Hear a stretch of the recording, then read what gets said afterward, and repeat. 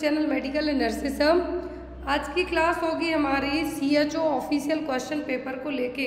ये पेपर है जो 2023 की शुरुआत में हुआ था, दिसंबर एंड में पेपर हुआ था, लेकिन आंसर की शुरुआत में रिलीज़ की गई थी 2023 के। तो जिनका भी अपकमिंग टाइम में CHO का पेपर है, ये लोग उस पेपर को ज़रूर देखें और पूरी क्लास एंड तक देखें। पूरे 100 क्वेश्चन आपकी एक ही सिंगल क्लास में सॉल्व करवाए जाएंगे। यहाँ पे आपको ब्लू कलर से दिखेंगे, इस तरीके से वो आपके आंसर रहने वाले हैं जो ब्लैक है। तो पूरा पेपर ओनली इंग्लिश लैंग्वेज में है, लेकिन इस पेपर को सभी देख सकते हैं जो CHO की तैयारी कर रहे हैं, स्टाफ नर्स की तैयारी कर रहे हैं, ऑल ओवर सभी लोग इस क्लास को ज्वाइन कर सकते हैं।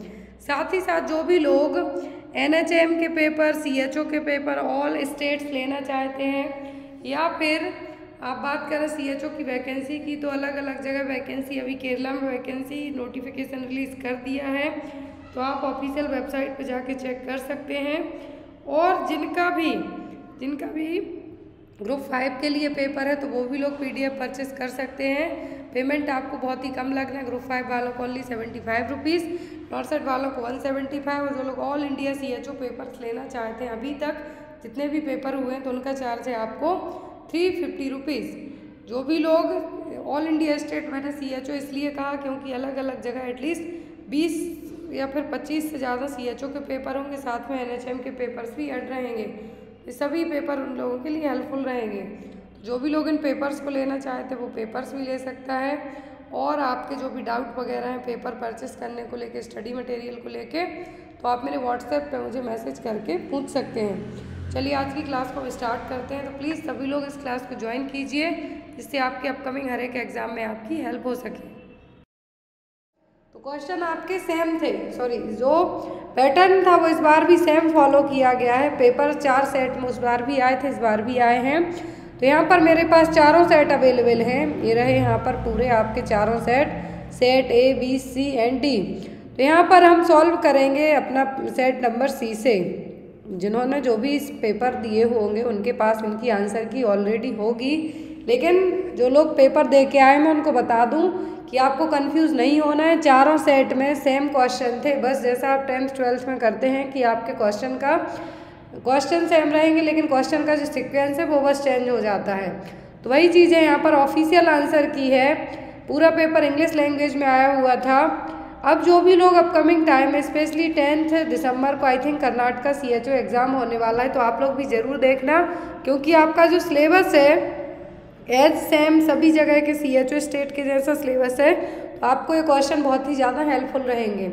और आज ही हम MP व्यापम की 3 आंसर की ऑलरेडी मेरे पास अवेलेबल हैं, वो आपके साथ शेयर करेंगे और बताएंगे कि आप कौन से क्वेश्चन में ऑब्जेक्शन लगा सकते हैं। और आपको यदि कोई डाउट हो तो आप मेरे WhatsApp नंबर पर मुझे मैसेज कर सकते हैं। चलिए देखते हैं हम आज का ये जो पेपर है यहाँ पर हमारे पास। तो यहाँ पर ये सेट C है। सेट C में फर्स्ट क्वेश्चन आया था, एन अनएक्सपेक्टेड अनप्लान्ड अकरेंस विच में इन्वॉल्व इंजरी इज कॉल्ड। तो जब आपने कुछ भी प्लान नहीं किया हो और आपको कुछ इंजरी हो जाए, ना ही आपने ये एक्सपेक्ट किया था कि, तो ये क्या होगा? फॉल होगा, स्काइडिंग होगी, एक्सीडेंट्स होगा कि असॉल्ट होगा। तो जब आप यदि रोड पे चल रहे हैं, बाइक से जा रहे हैं, कार से जा रहे हैं, ये आपने प्लान तो नहीं किया था कि आप अनएक्सपेक्टेडली जाके किसी से भिड़ जाएंगे, या फिर आप आकर आपको कोई है जो टक्कर मार देगा, तो ये सब चीज़ें क्या कहलाएंगी? ये कहलाएंगी एक्सीडेंट। क्या कहलाएंगी? एक्सीडेंट। ऑफिशियल आंसर की है। अभी ऑब्जेक्शन लग रहे हैं, तो यदि आपको लगता है कि किसी भी स्पेशली आपको किसी भी क्वेश्चन में डाउट हो, तो आप यहाँ पे चेक कर सकते हैं।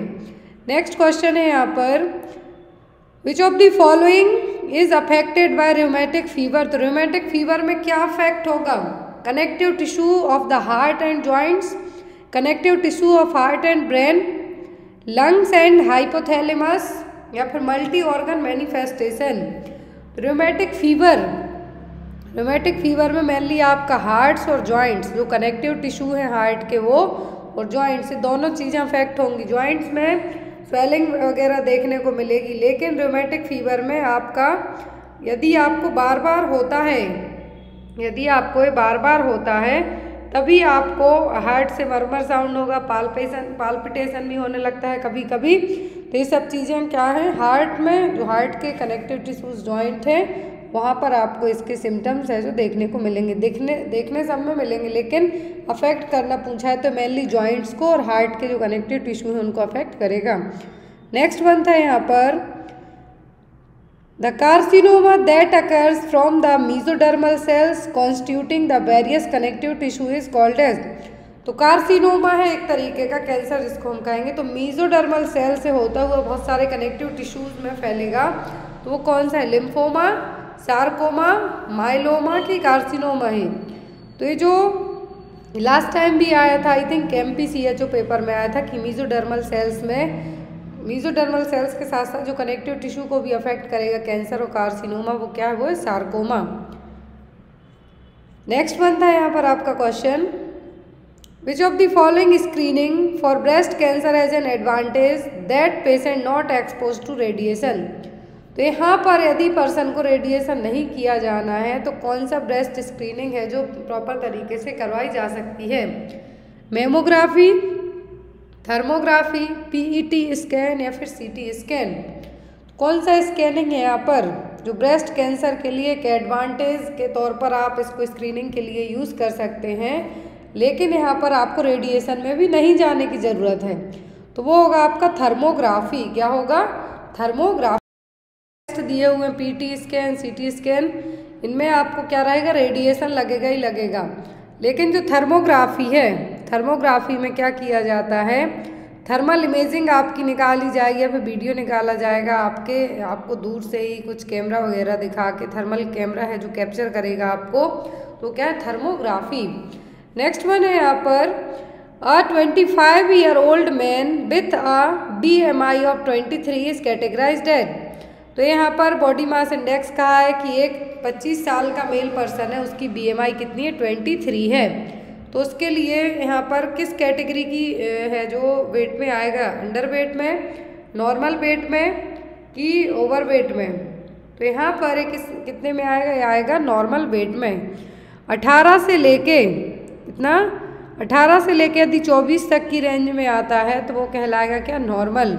स्पेशली 18.5 to 24.9 तक आता है, क्या है? नॉर्मल। तो यहाँ पर भी 23 है तो किस में आएगा? नॉर्मल में। ओबीज में आएगा जब 25 to 29.9 तक जाएगा, तब वो किस में आएगा? ओबेसिटी में। Next one, which of the following is a treatment for snake bite. Snake bite के लिए हम क्या करेंगे? ब्लीडिंग होगी, यहाँ पर वैक्सीन का ट्रीटमेंट करेंगे पहले आप, इम्यूनोग्लोबुलिन देंगे कि एंटी वेनम देंगे? तो आपकी फर्स्ट प्रायोरिटी होती है स्नैक बाइट के केस में एंटी वेनम लगाना। क्या होगा? एंटी वेनम लगाना।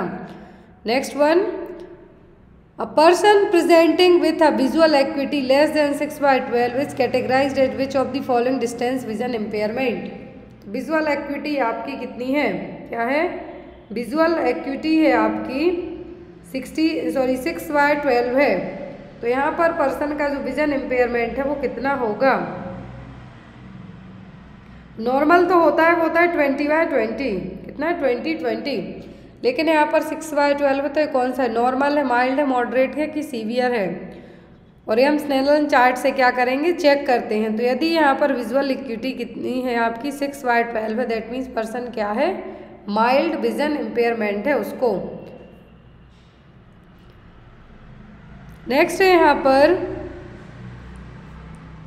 The measurement that is taken at the mid point between the lower border of the rib cage and the iliac crest is called. तो जब आप मेजरमेंट ले रहे हैं mid point between the lower border of the rib cage है उसकी lower border में और इलियक क्रेस्ट के यहाँ पर, तो ये क्या है? Iliac crest circumference, waist circumference, hip size या फिर स्किन फोल्ड थिकनेस। यहाँ पर आप क्या चेक कर रहे हैं? यहाँ पर आप वेस्ट सर्कमफेरेंस चेक कर रहे हैं। वेस्ट का मतलब आपकी जो कमर है इसका सर्कमफेरेंस आप चेक कर रहे हैं। इलियक क्रेस्ट और रिब केज के बीच में, lower border of the rib cage और इलियक क्रेस्ट के यहाँ पर, तो क्या चेक कर रहे हैं? Waist circumference. Next one, the amount of energy supplied per 1 gram of protein when the calorie intake is inadequate. 1 gram protein से आपको कितनी कैलोरी मिलेगी? यहाँ पर यही है 3, 4, 5 की 6। तो सबको पता है 1 ग्राम प्रोटीन से कितनी कैलोरी मिलती है? 4 kilo calorie. Next one, the amount of protein requirement recommended by ICMR, that means Indian council of medical research for an Indian adultism. तो एक हेल्दी एडल्ट को, इंडियन हेल्दी एडल्ट को ICMR के according कितने protein की ज़रूरत पड़ेगी? 1 ग्राम पर kg बॉडी वेट, 2 ग्राम पर kg बॉडी वेट, 3 ग्राम या फिर 4 ग्राम पर kg body weight.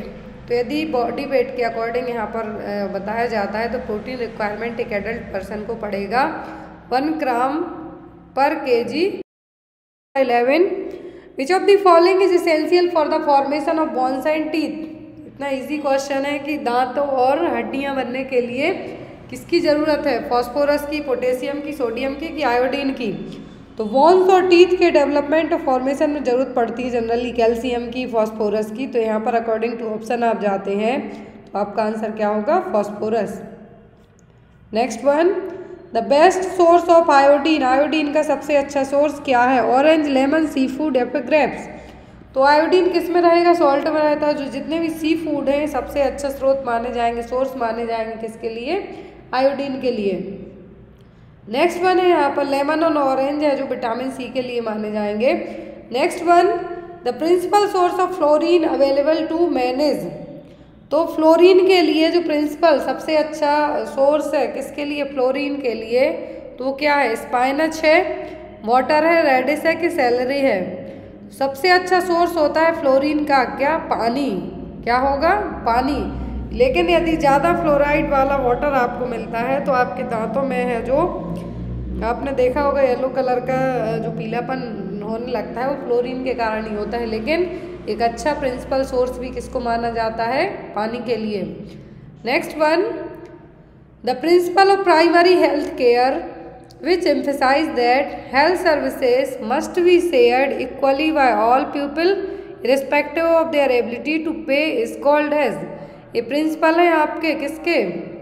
Primary health care के प्रिंसिपल पढ़े हैं हमने से। इनमें से कौन सा प्रिंसिपल है जिसमें इक्वली हमें क्या करना है? सर्विसेज प्रोवाइड करवाई जाती हैं। ये क्वेश्चन मैंने आपको पढ़ाया भी था आपके CHO के पेपर में ही। तो यहाँ पर वो प्रिंसिपल कौन सा? Intersectoral coordination, community participation, equitable distribution या फिर एप्रोप्रिएट टेक्नोलॉजी। क्वेश्चन में ही आंसर है क्या? इक्वली कहा है तो इक्वली यहाँ पर क्या? Equitable distribution. जो लोग पे कर भी सकते हैं या फिर जो पे नहीं कर सकते उन सभी को केयर प्रोवाइड करवाई जाना। Next one, primary health care in India is implemented at the village level through all the following accept. Primary health care है जो विलेज में प्रोवाइड करवाई जाती है कि सभी के थ्रू, किसी एक को छोड़कर। आशा स्कीम में, ICDS में ट्रेनिंग ऑफ लोकल दाई या फिर नर्सिस ट्रेनिंग में। तो प्राइमरी हेल्थ केयर आशा स्कीम में दी जाए। आशा जो वर्कर्स होती हैं उसमें भी प्राइमरी हेल्थ केयर के बारे में आपको सिखाया जाएगा। दैट मीन्स आप गांव जाके केयर दे सकते हैं। ICDS में भी, लोकल दाइज की ट्रेनिंग में भी। लेकिन नर्सिस ट्रेनिंग में आपको गाँव जाके है जो प्राइमरी हेल्थ केयर देने का काम नहीं करना है। विलेज लेवल पर कहा है यहाँ पर। ये देखिए क्वेश्चन विलेज लेवल की बात हो रही है। तो आशा ICDS स्कीम में जो ANM वर्कर रहेंगी वो जा सकती हैं, वो कर सकती हैं, जो आशा वर्कर कर सकती हैं। लेकिन यहाँ पर जो नर्सेस ट्रेनिंग में है इसमें आपको गांव जाके विलेज लेवल पे केयर देना है। लेकिन यहाँ पर है कि विलेज लेवल की बात हो रही है। हॉस्पिटल्स में कहते तो नर्सेस को select. The norm of selection of one ASHA, एक एक्रेडिटेड सोशल हेल्थ एक्टिविस्ट के लिए कितना पॉपुलेशन नॉर्म्स होना चाहिए? 1000, 5000, 10,000 या फिर 50,000 पॉपुलेशन। तो आशा वर्कर के सिलेक्शन में है जो पॉपुलेशन नॉर्म्स है कितना? 1000 पॉपुलेशन है जहाँ पर वहाँ पे एक आशा वर्कर को सिलेक्ट किया जाता है। Next one, the peripheral outmost of the existing health delivery system in rural areas. तो पेरिफेरल वे में जो health care delivery system rural area में दिया जाएगा, गांव के एरिया में दिया जाएगा, वो कौन सा होगा? Village health centre, sub centre, primary health centre या फिर community health centre. Rural area की बात हो रही है तो वहाँ पर कहा है। और पेरिफेरल आउटपोस्ट है जो क्या है? पेरिफेरल आउटपोस्ट का मतलब है यहाँ पर कि गांव के लेवल पर जो हेल्थ केयर डिलीवरी सिस्टम हम देंगे तो वो कौन सा होगा? रूरल एरिया में वो होगा सब सेंटर। कौन सा होगा? Sub centre. Next one, captain of the health team at the primary health centre is. तो PHC का कैप्टन कौन होगा? Nursing officer, laboratory technician, medical officer या फिर मैनेजर? तो प्राइमरी हेल्थ सेंटर का कैप्टन कहा है हेल्थ टीम का, तो वो होगा मेडिकल ऑफिसर। क्या होगा? Medical officer. Next one, refuse that is collected by the street cleansing service और स्कैबनिंग इज कॉल्ड एज। तो जो रिफ्यूज्ड है यहाँ पर कलेक्ट किया गया स्ट्रीट से, झाड़ू लगवाई जाती है स्ट्रीट में, वहाँ से क्लींजिंग सर्विसेज के थ्रू या फिर स्कैबनिंग करवाई जाएगी, तो वो प्रोसेस क्या है? स्ट्रीट रिफ्यूज़ है, मार्केट रिफ्यूज़ है, लिटर है या फिर इंडस्ट्रियल रिफ्यूज़ है। तो वो रिफ्यूज़ कहलाएगा कौन सा? Street refuse. कौन सा रिफ्यूज़ है ये सब? Street refuse. Next one, which of the following arthropod are directly transferred from man to man through close contact. तो कौन से यहाँ पर आर्थ्रोपोड्स हैं तो डायरेक्टली मैन टू मैन में क्लोज कॉन्टैक्ट के थ्रू ट्रांसमिट होंगे?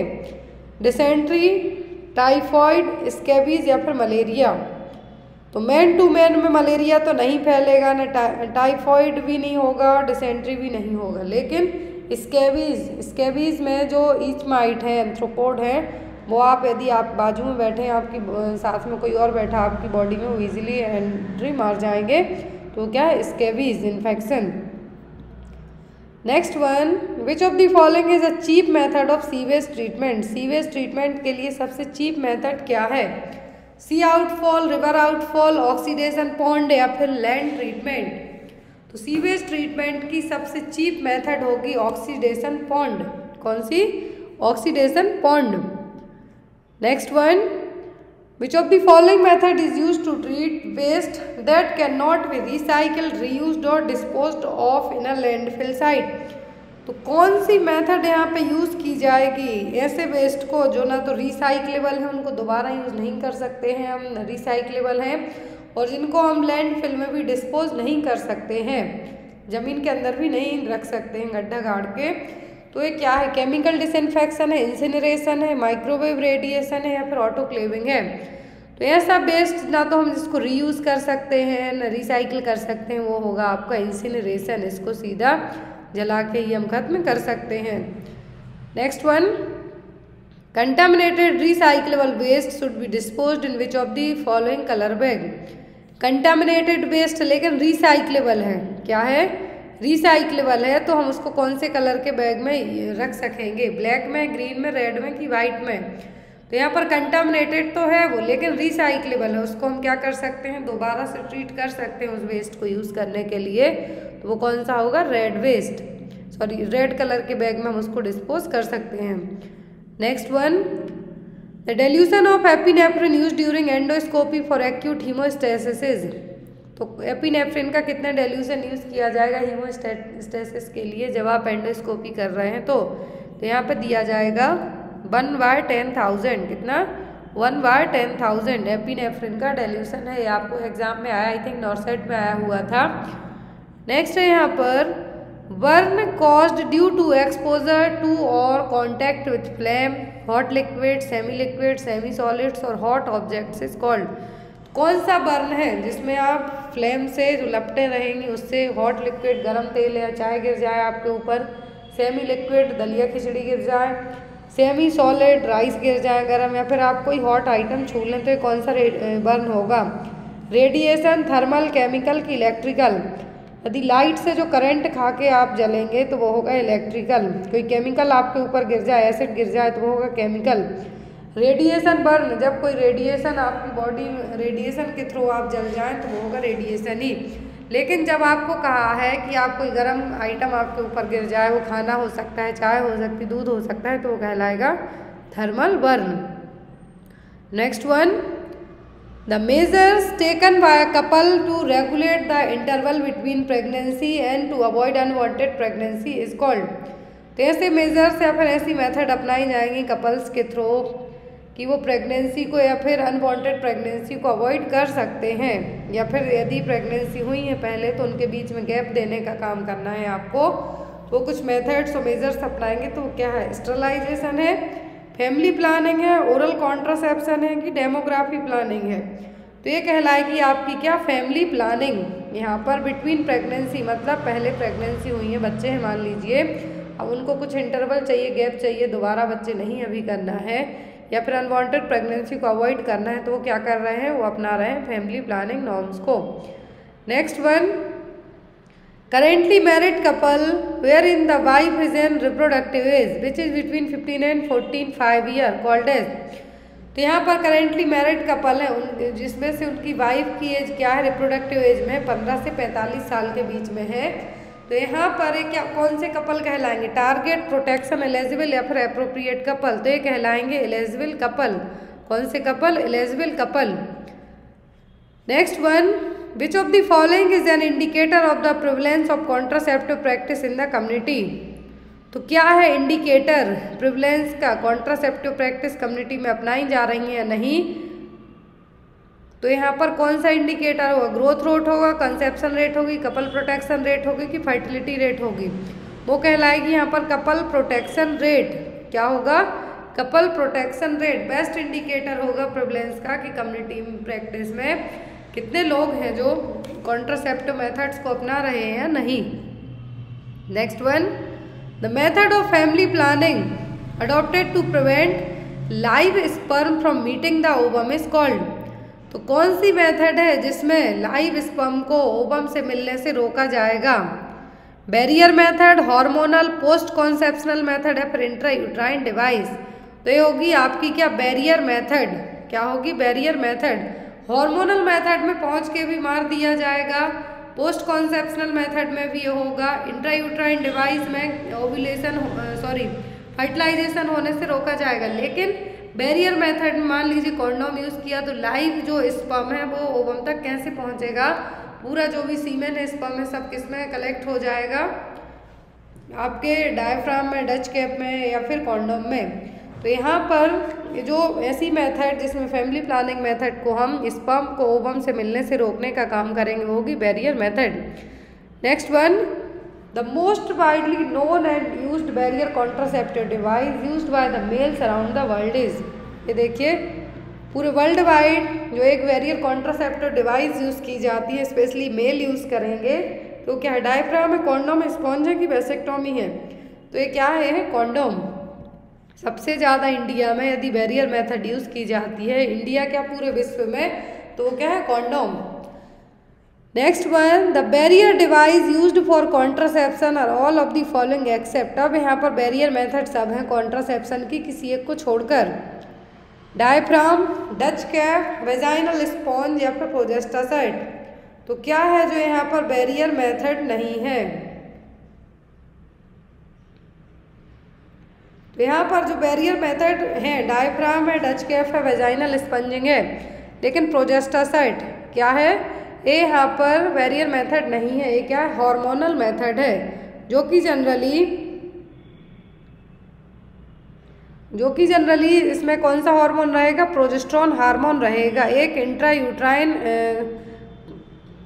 इसको जनरली हम ये भी कह सकते हैं कि आईयूडी है जिसमें प्रोजेस्टेरोन हार्मोन रहेगा और ये प्रेगनेंसी को कंसीव होने से रोकने का काम करेगा। याद रखना है यहाँ पर डायफ्राम हो गया, डच कैप हो गया, वेजाइनल स्पंजिंग हो गई या एंड जो कॉन्डोम हो गई, ये सब क्या है, बैरियर मेथड में आएंगे। लेकिन जो प्रोजेस्टासाइट है एक आईयूडी है जिसमें 30 mg प्रोजेस्टेरोन रहेगा 30 mg प्रोजेस्टेरोन रहेगा। Next one, non medicated intrauterine device are also called as. तो यहाँ पर जनरेशन वाइज दिया हुआ है, आईयूडी की जनरेशन दी हुई है। तो यहाँ पर कौन सी जनरेशन है जो कि नॉन मेडिकेटेड इंट्रायूट्राइन डिवाइस है, फर्स्ट, सेकंड, थर्ड या फिर फोर्थ जनरेशन। तो यहाँ पर 4 जनरेशन बताई गई हैं आईयूडी की। क्या है, 4 जनरेशन होती हैं जिसमें से फर्स्ट जनरेशन को कहा जाता है नॉन मेडिकेटेड, क्योंकि इसमें क्या क्या आएंगे, लिपेज लूप्स, रिंग्स वगैरह रहेंगी जिसमें फर्टिलाइजेशन होने के लिए क्या किया जाएगा, स्टॉप किया जाएगा। तो लिपेज लूप है जनरली फैगोसाइटोसिस का काम करेगा स्पर्म को। तो यहाँ पर फर्स्ट जनरेशन की यदि हम बात करें तो वो कौन सी है, नॉन मेडिकेटेड। कौन सी, नॉन मेडिकेटेड। थर्ड जनरेशन को हार्मोनल कहा जाएगा क्योंकि इसमें पैरागार्ड, मेरेना वगैरह आएंगी, इंजेक्टेबल हार्मोनल रहेंगी। और जो यहाँ पर तीनों जनरेशन की हैं, तीनों में मेनली आपको हार्मोनल पूछी जाती है। नॉन मेडिकेटेड पूछा जाएगा तो नॉन मेडिकेटेड में तो आपकी फर्स्ट जनरेशन आईयूडी आ जाएंगी जिसमें आपकी लिपेज लूप वगैरह रहेंगे। Next one, an absolute contraindication for inserting an intrauterine device. तो एब्सोल्यूट कॉन्ट्राइंडिकेशन क्या है, आईयूसीडी इंसर्ट नहीं कर सकते इसमें। 1 live child, suspected pregnancy, 2 live children only या फिर वर्किंग वुमेन। तो यहाँ पर एब्सोल्यूट कॉन्ट्राइंडिकेशन होगा कि सस्पेक्टेड प्रेगनेंसी, डाउट है कि आप प्रेग्नेंट हैं या नहीं, तो ऐसे केस में इंट्रायूट्राइन डिवाइस आप इंसर्ट नहीं कर सकते हैं। बाकी यदि एक बच्चा है आपका तो कर सकते हैं, 2 लाइव चिल्ड्रन है तो कर सकते हैं, वर्किंग वुमन है तो भी कर सकते हैं। Next one, all the following are recommended method of post coital contraception except. तो यहाँ पर पोस्ट कॉइटल कॉन्ट्रासेप्शन सब हैं, मतलब आफ्टर सेक्स के बाद यूज़ की जाने वाली कॉन्ट्रासेप्शन सब हैं किसी एक को छोड़कर। मीफेप्रोस्टोन 10 mg, लेवोनोजेस्ट्रोल 0.75 mg, insertion of copper T with in 5 days या फिर spermicidal jelly. Post coital contraception है सब किसी एक को छोड़कर, ये है spermicidal jelly. After that post coital के बाद आप क्यों यूज़ करेंगे स्पर्मिसाइडल जेली, आपको बिफोर यूज़ करना है। तो यहाँ पर पोस्ट कॉइटल सब है किसी एक को छोड़कर, वो है spermicidal jelly. Next one, which of the following is a progesterone only injectable. तो इसमें से कौन सा है जिसमें ओनली प्रोजेस्ट्रॉन बस रहेगा। नॉरप्लांट, नॉरप्लांट R2, वेजाइनल रिंग्स या फिर DMPA। तो ओनली प्रोजेस्ट्रॉन इंजेक्टेबल होगा DMP में। डेपो प्रोवेरा जो एवरी 3 मंथ में लगवाया जाएगा।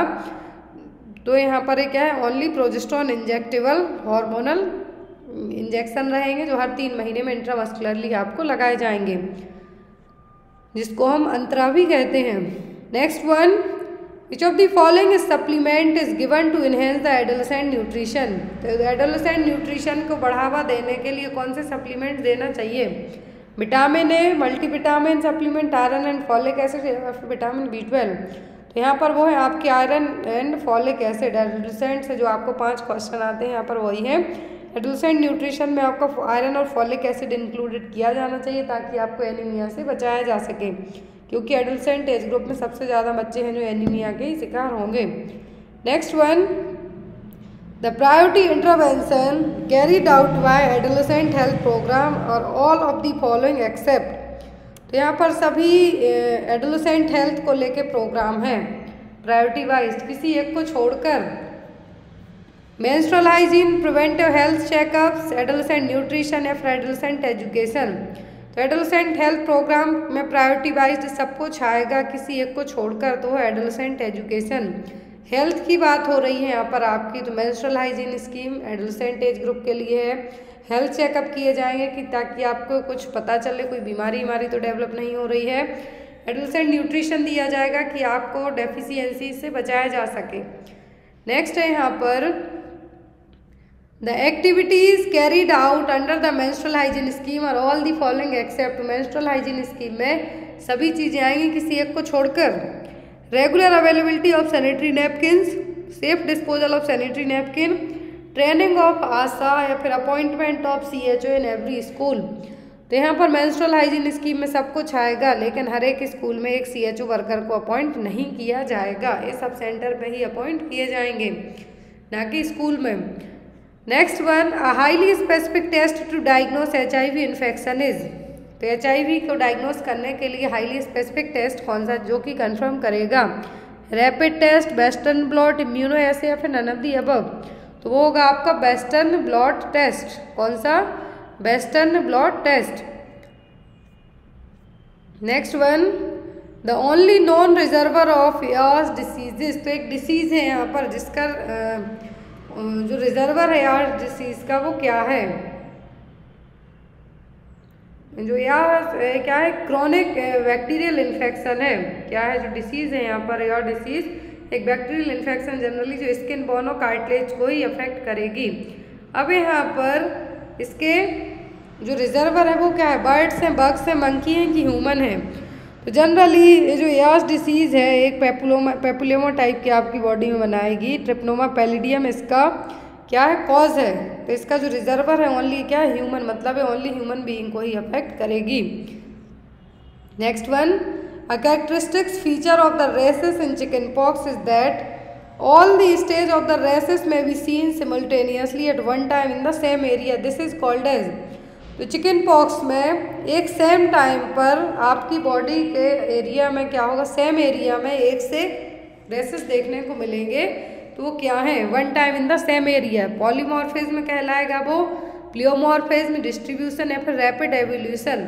तो ये कहलाएगा प्लियोमॉर्फिज्म। आपको कई बार पढ़ाया गया है कि चिकन पॉक्स में जो रेसेस आपके आते हैं सिमुल्टेनियसली आएंगे सेम टाइम में ही और आपके सेम एरिया में, तो क्या कहलाएंगे, प्लियोमॉर्फिज्म नेचर के रहेंगे। जो चिकन पॉक्स के रेसेस हैं याद रखना है कौन से नेचर के होंगे, प्लियोमॉर्फिज्म। Next one, varicella vaccine is contraindicated in person with which of the following condition. तो वेरिसेला वैक्सीन किस पर्सन में नहीं दी जाएगी, एलर्जी हो जिसको नियोमाइसिन से, clinically stable children with HIV, children less than 18 months, या फिर स्ट्रीट चिल्ड्रन। इसमें वेरिसेला वैक्सीन हम नहीं देंगे जिसको नियोमाइसिन से एलर्जी हो, उसको नियोमाइसिन से एलर्जी है उनमें हम वेरिसेला वैक्सीन नहीं देते क्योंकि एनाफ्लेक्टिक रिएक्शन कॉज करेगा, वो पर्सन में देने पड़ जाएंगे। तो इसीलिए जिनको एलर्जी हो नियोमाइसिन से उनमें हमें वैक्सीन नहीं देंगे। Next one, the period of communicability of measles is, measles में कम्युनिकेबिलिटी पीरियड क्या है, 1 day before and 1 day after appearance of rashes, 4 days before and 4 days after the appearance of rashes, 7 days before and 7 days after the appearance of rashes, या फिर 10 days before and after 10 days after appearance of rashes. या तो एक दिन पहले या फिर एक दिन बाद रेसेस के, या फिर 4 दिन पहले या फिर 4 दिन बाद रेसेस के, 7 दिन पहले या फिर 7 दिन बाद रेसेस के, या फिर 10 days पहले या फिर 10 days बाद रेसेस के। कौन सा पीरियड है जो मीजल्स के लिए कम्युनिकेबिलिटी पीरियड कहलाएगा, वो पीरियड है यहाँ पर 4 दिन पहले और 4 दिन बाद जब रेसेस आ जाए उसके बाद का। नेक्स्ट है यहाँ पर आपका question, when there is a sudden complete और major change in the antigenic variation it is called. जब एंटीजेनिक वेरिएशन में अचानक से कुछ चेंजेस देखने को मिले तो वो क्या कहलाएगा, ड्रिफ्ट, शिफ्ट, चेंज या फिर एवोल्यूशन। तो ये कहलाएगा क्या, शिफ्ट। नेक्स्ट है the sign of very severe disease in under 5 children all of the following except. तो यहाँ पर साइन है जो अंडर 5 चिल्ड्रन डिसीज है, 5 साल से कम एज ग्रुप के बच्चों की जो डिसीज है यहाँ पर वो सब है किसी एक को छोड़कर। कन्वल्जन्स होंगे, सीवियर मालन्यूट्रिशन होगा, स्ट्रॉइडर एंड काम चाइल्ड होगा, फिर लॉस ऑफ एपेटाइट होगा। तो यहाँ पर अंडर 5 ईयर एज ग्रुप के चिल्ड्रन में सीवियर डिसीज के कुछ साइन होंगे, वो सब है किसी एक को छोड़कर। कन्वल्जन्स आने लगते हैं बच्चों में यदि कोई सीवियर डिसीज़ हो, मान लीजिए फेब्राइल फिट्स का ही पेशेंट है तो उसमें आने लगेंगे। स्ट्रॉइडर आने लगेंगे यदि बच्चा शांत भी है। सीवियर डिसीज़ का स्ट्रॉइडर किस में आएंगे, कुछ रेस्पिरेटरी प्रॉब्लम्स होगी। सीवियर मालनरिश्ड वाला बच्चा होगा, लेकिन लॉस ऑफ एपेटाइट, ये आपका सीवियर डिसीज़ वाले बच्चों के जो अंडर 5, ये लॉस ऑफ एपेटाइट बड़ों में ही होता है, बच्चों में बहुत कम देखने को मिलेगा। Next one, 5 attenuated vaccine for H1N1 is given through which of the following route। तो H1N1 की जो स्वाइन फ्लू वैक्सीन है किस रूट से दी जाएगी, इंट्रावीनस, इंट्रामस्कुलर, ओरल ड्रॉप्स या नेजल स्प्रे। तो ओनली एक सिंगल वैक्सीन है, मैंने आपको पढ़ाया था जो इम्यूनाइजेशन वाला है कि जो नेजल रूट से दी जाने वाली वैक्सीन है वो ओनली कौन सी है, स्वाइन फ्लू की वैक्सीन। वो क्या है, नेजल स्प्रे से ही दी जाती है। Next one, in a HIV positive person the tuberculin skin test is positive when the indurated area reaches which of the following site। तो HIV पॉजिटिव पर्सन में ट्यूबरक्लिन test किया जा रहा है क्योंकि जिसको HIV उसको TB होने के चांसेस भी रहेंगे। तो ट्यूबरक्लिन टेस्ट में पॉजिटिव कब माना जाएगा, जब कितना जो PPD इंसर्ट किया है कितने साइज तक फैल जाए, तो वो होगा यहाँ पर मोर देन 5 mm। कितना, मोर देन 5 mm। यदि ओनली माउंटेक्स टेस्ट किया जा रहा है TB में तो 10, लेकिन यहाँ पर HIV पॉजिटिव है पर्सन, साथ में ट्यूबरक्लिन टेस्ट किया जा रहा है तो कितना, more than 5 mm। Next one, which of the following is the bacteriostatic anti tuberculosis drug. तो एक ही है यहाँ पर ऐसी, कौन सी है वो, रिफाम्पिसिन, इथाम्ब्यूटल, स्ट्रेप्टोमाइसिन या फिर पायराजिनामाइड। तो बैक्टीरियोस्टैटिक एंटी ट्यूबरक्लोसिस ड्रग है इनमें से कौन सी, ethambutol. Next one, which of the following blood pressure measurement represent grade 1 hypertension systolic in diastolic as per ESC guidelines. ESC guidelines के तहत फर्स्ट ग्रेड हाइपरटेंशन है जो, तो उसमें सिस्टोलिक और डायस्टोलिक बीपी कार्डियोलॉजी की जो गाइडलाइंस है, ESC का मतलब है यहाँ पर यूरोपियन सोसाइटी ऑफ कार्डियोलॉजी, इसकी गाइडलाइंस के तहत ग्रेड फर्स्ट का जो ब्लड प्रेशर बढ़ना है वो किसमें कहलाएगा? Less than 120 and less than 80, 120 to 129, 80 to 84, 130 to 139 या फिर 85 to 89 और 140 to 159 या 19 to 99, मतलब जो पहले रेंज दी हुई है सिस्टोलिक है और आफ्टर दी हुई है डायस्टोलिक है। तो यहाँ पर जो ब्लड प्रेशर है ग्रेड फर्स्ट का, इसमें कौन सी रेंज आएगी? तो ग्रेड फर्स्ट का जो होगा हाइपरटेंशन, इसमें होगा आपका 140 से 159, 90 से 99, कितना? 140 से 159। यदि ग्रेड सेकंड आपका यहाँ पर जो ग्रेड सेकंड होता तो उसमें 160 से 179 होता आपका सिस्टोलिक और डायस्टोलिक होता 100 से 109 तक। ग्रेड थर्ड होगा मोर देन 180 होगा यहाँ पर सिस्टोलिक और डायस्टोलिक होगा मोर देन 110। तो यहाँ पर जो ESC की गाइडलाइंस अमेरिकन हार्ट एसोसिएशन के अकॉर्डिंग आपने पढ़ा है, लेकिन यहाँ पर ESC की गाइडलाइंस के थ्रू फर्स्ट ग्रेड का पूछा है आपसे, कितना होगा? 140 से 159 होगा सिस्टोलिक ब्लड प्रेशर, 90 से 99 होगा आपका diastolic blood pressure. Next one, the main weapon for early detection of cancer at pre invasive और प्री मैलिग्नेंट स्टेजेस। तो pre invasive pre malignant stage के पहले ही कौन सा अर्ली डिटेक्शन के थ्रू हम कौन सा टेस्ट है जो एक वेपन का काम करेगा आपका कैंसर को डिटेक्ट करने में? History, physical examination, cancer screening या फिर एक्सरे। तो वेपन का काम करेगा आपका वो होगा कैंसर की स्क्रीनिंग करवाना। क्या होगा? कैंसर की स्क्रीनिंग करवाना। एक्सरे से आपको पता चलेगा कि आपको क्या है, कहीं पर भी यदि मान लीजिए पेन वगैरह होता है तो एक्सरे आपका ओनली विजुअलाइजेशन के लिए पता चलेगा, बोन्स के लिए, लेकिन यहाँ पर फिजिकल एग्जामिनेशन से भी पता नहीं चलेगा, ना ही हिस्ट्री से। लेकिन यहाँ पर यदि प्री इन्वेजिव मतलब आपको कुछ ज़्यादा खर्चे नहीं होंगे, आपकी ओनली यहाँ पर चेकअप होंगे, आपको ज़्यादा काट पीट नहीं होगी। प्री मैलिग्नेंट स्टेज के पहले ही पता करना है तो क्या होगा? Cancer screening. यदि आपको कैंसर नहीं भी और आप चेकअप कराना चाहते हैं तो करवा सकते हैं। Next one, total number of antenatal visit bye pregnant lady should be at least. तो एटलीस्ट कितनी एंटीनेटल विजिट करनी चाहिए? 2, 3, 1 या फिर 5? तो एटलीस्ट 3 विजिट। कितनी? At least 3 visit. Next one, if the woman does not nurse her child the menstrual flow will probably resume with in. यदि आप लैक्टेशनल मदर नहीं है, आपकी डिलीवरी हुई लेकिन आप अपने बच्चे को ब्रेस्ट फीड नहीं करा रहे हैं, तो आपके जो पीरियड्स हैं कब आना स्टार्ट हो सकते हैं? 2 to 4 weeks after delivery, 8 to 10 weeks after delivery, 4 to 6 week after delivery या फिर 6 to 8 week after the delivery. ऐसा क्यों होगा? क्योंकि जो ऑक्सीटोसिन हार्मोन है ये भी आपके पीरियड्स में, जब बच्चा ब्रेस्ट फीड करता है तो ऑक्सीटोसिन और प्रोलैक्टिन दोनों हार्मोन एक अच्छा रोल प्ले करते हैं। लेकिन यदि आप अपने बच्चे को क्या नहीं कर रहे हैं, फीड नहीं कर रहे हैं, तो क्या होगा? यहाँ पर आपको 6 to 8 वीक आफ्टर डिलीवरी के, यदि 6 से 8 वीक ही हुए हैं जो परपीरियम पीरियड खत्म होता है और आपके पीरियड्स आना स्टार्ट हो सकते हैं। Next one, following is risk associated with placenta previa. तो प्लेसेंटा प्रीविया है जो यहाँ पर किसके कारण सबसे ज़्यादा देखने को मिलेगा? Disseminated intravascular coagulation, chronic hypertension, antepartum haemorrhage या फिर इन्फेक्शन। तो प्लेसेंटा प्रीविया में जो प्लेसेंटा सेंट्रल में अटैच होना चाहिए उसकी जगह कहाँ पर आ जाएगा? बॉर्डर लाइन से अटैच हो जाएगा पहले ही। तो एक इसमें देखने को मिलेगा सबसे ज़्यादा एंटीपार्टम हेमरेज का।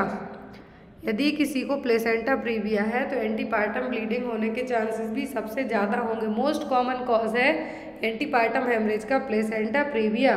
और यहाँ पर पोस्टपार्टम हेमरेज का कॉमन कॉज है uterine atonicity. Next one, the connection between umbilical vein and inferior vena cava is the fetal life is known as. तो जो कनेक्शन होगा अम्बिलिकल वेन और इंफीरियर वेना केवा के बीच में का फीटल लाइफ में क्या कहलाएगा? Ductus venosus, ductus आर्टरियोसिस, pulmonary artery या फिर अम्बिलिकल आर्टरी। तो ये कनेक्शन कहलाएगा अम्बिलिकल वेन और इंफीरियर वेना केवा के बीच का ductus venosus. Which of the following lead to greenish discoloration of the amniotic fluid? तो किसके कारण एमनियोटिक फ्लूइड का कलर ग्रीनिश होगा? वर्निक्स के कारण, लेन्यूगो के कारण, मेकोनियम के कारण या फिर हाइड्रोनियस के कारण? तो यहाँ पर एमनियोटिक फ्लूइड का कलर ग्रीनिश हो जाता है कब? मेकोनियम के कारण। बेबी का फर्स्ट पासिंग स्टूल होता है मेकोनियम, उसके कारण एमनियोटिक फ्लूइड का कलर कैसा देखने को मिलेगा? ग्रीनिश टाइप का। Next one, the main cause of menopause. तो मेनोपॉज का मेन रीजन क्या होता है? Lack of thyroxine, excess of progesterone, excess of estrogen या फिर लैक ऑफ एस्ट्रोजन। यदि एस्ट्रोजन का लेवल ज़्यादा होता है तो ब्लीडिंग बहुत ज़्यादा होने लगती है, लेकिन यदि यहाँ पर मेनोपॉज का मेन रीजन पूछा है तो वो होता है एस्ट्रोजन की कमी। क्या होगा? एस्ट्रोजन की कमी मेन कॉज इसका मेनोपॉज का, पीरियड्स स्टॉप होने का, सजेस्ट होने का परमानेंटली, वो होता है एस्ट्रोजन की कमी। नेक्स्ट वन, राष्ट्रीय बाल स्वास्थ्य कार्यक्रम was launched in which year? RBS के प्रोग्राम है कब लॉन्च हुआ था? 2013, 2008, 2012 या फिर 2000? प्रोग्राम है जो राष्ट्रीय बाल स्वास्थ्य कार्यक्रम है लॉन्च हुआ था फरवरी 2013 में। कब? फरवरी 2013 में लॉन्च किया गया था। इसका एम था कि जन्म से लेके 18 साल तक की एज ग्रुप के बच्चों में 4Ds, defect at birth, deficiencies, disease, developmental delay including disabilities, इनका क्या किया जाना? ट्रीट किया जाना। 0 से फ्रॉम बर्थ से लेके 18 ईयर एज ग्रुप तक के बच्चों में लॉन्च हुआ था फरवरी 2013 में। Next one, WHO defines adolescent age group. तो WHO के अकॉर्डिंग एडोलेसेंट एज ग्रुप क्या है? 10 to 19 ईयर, 9 to 14, 10 to 25 या फिर 10 to 14?